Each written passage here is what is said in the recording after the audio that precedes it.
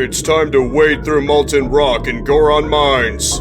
Let's start with what I distinctly didn't like about it. Linear and the boss is way too easy if you shoot the obvious weak spot. The mini-boss gave me more trouble. Now onto the good stuff. This probably has the most creative use of iron boots in the series, not only to go underwater, but adding magnetic tracks to go sideways or even upside down. Even though you get the slingshot early in this game as grown Link, the bow shows it who its daddy is by being much better at taking things down. It also shows how much this Link is just built different, wrestling with Gorons and standing in meltingly hot lava rooms without breaking a sweat. This dungeon may be more linear than I'd like and has a boss that folds faster than cheese in a volcano, but it's got style and I can appreciate that. It's time to bow before the pain in Cave of Ordeals. There's not too much to say about this one other than it's a gauntlet of enemies, one room after the other, but it counted as a dungeon. Some of them can be clever, like having redeads with choo-choo so you try to grab the good ones while they're potentially paralyzing you. Others, like 3 Dark Nuts, less clever. The Great Fairy, who is, shall we say, a bit exposed, rewards you with fairies in the 3 springs and finally a fill of Great Fairy's tears. Would have been nice to have a bottle to go with it. It would have been more interesting if the rooms also had different environments to have to deal with, but it's pretty much a copy-paste room full of differing enemies. It works fine for what it is, but it's obviously going to be on the shallow end as far as dungeons are concerned. You can lump the Cave of Shadows here too. It's time to soar through the clocks in Temple of Time.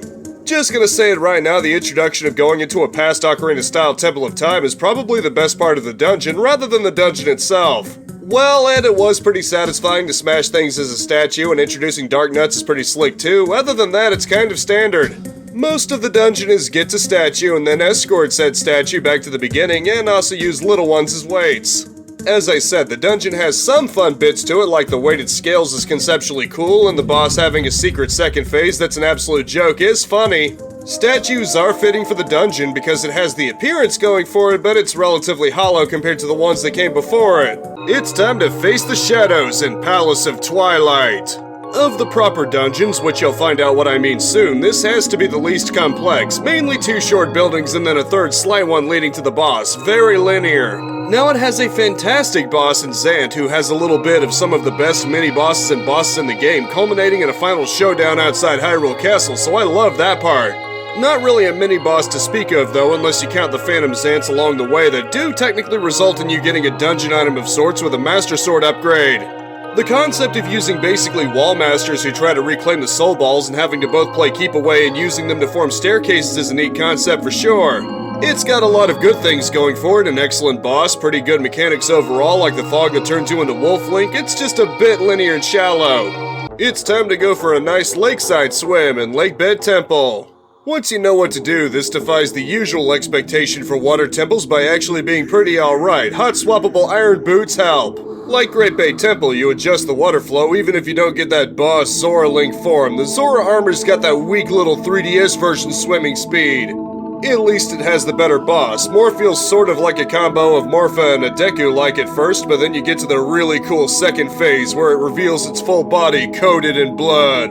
The bloated Deku Toad may not make as engaging a mini-boss as Dark Link, but otherwise I'd say it's the better and more interesting temple. In many ways, it's like a combination of the Water Temple and the Great Bay Temple while mostly avoiding the worst parts of those two. It's time to dig through the hot sand in Arbiter's grounds. Yep, it's the expected desert sand temple, although with the addition of skeletons and spirits, almost like a spirit temple.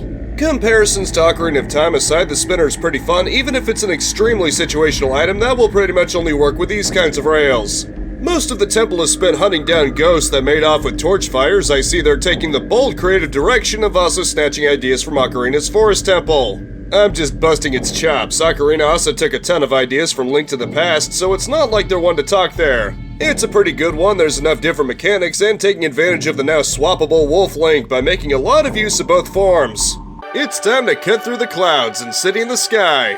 If you were wondering where those disturbing looking half chicken, half people mutants originated from, it's apparently in a city in the sky, and this is before Skyward Sword. The dungeon item is just a really fun item, a second hookshot so you can basically fly all over the place like you're Spider-Man, Spider-Man. It's a great natural evolution for the hookshot. Not as big a fan of the pea plants you have to wait for sometimes to get from place to place, but the human Tetris positioning yourself was pretty neat.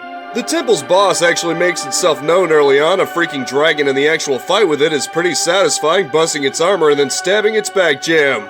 Other than my least favorite game, the waiting game, this is a very beautiful temple with a very fun and unique for Zelda traversal mechanic, also crazy chicken lady mutants. It's time to look for caged monkeys in Forest Temple. The theme of this one is pretty much save all the monkeys and smack Cyclone causing boomerangs at the nearest windmill. In case his fashion statement wasn't enough of an indication, the monkey leader's been possessed by a parasite and you literally have to clap some monkey cheeks to save him. At least he's grateful enough for the spanking to give you a hand in the main boss fight, offering you the greatest gift a primate can give man: explosives! Getting to the boss room by saving all the monkeys and having them form one massive vine to swing you across is pretty satisfying. From transporting explosives to monkeys swinging you around and just blowing stuff away, the temple keeps to its nature theme while having good variety and just being fun. It's time to overview the God Report in Hyrule Castle. Though not as complex as some, this finale dungeon still has plenty to offer, being split between a courtyard and castle interior. It doesn't technically have any unique mini-bosses, though you'll have to go through 3 Dark Nuts 2 at once and one last match with King Bublin.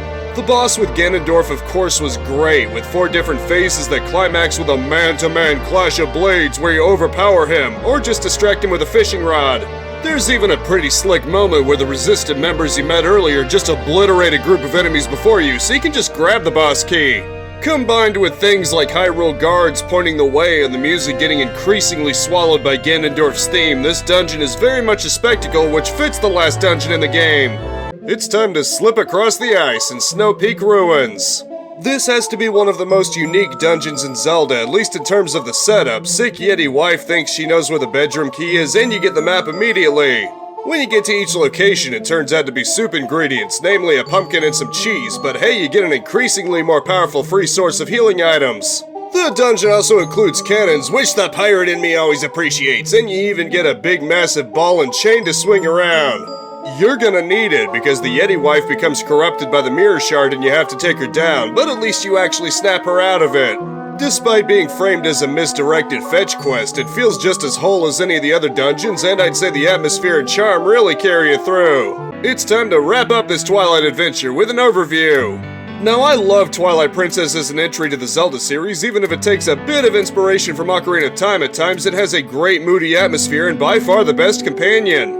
The better of the dungeons show off how clever it can be, like a city in the sky full of chicken people hybrids and flying around with dual hookshots like you're Spider-Man. Snowpeak Ruins is the best example of this, since it frames it as a fetch quest and greatly contrasts cozy in the bitter cold of the ruins themselves. Even the Goron Mines that I placed last is a good dungeon, even if the boss is a bit easy and it's a bit linear. Even if not every dungeon lands, all of them have refreshingly unique mechanics to them, and it's great how no 2 dungeons feel exactly alike.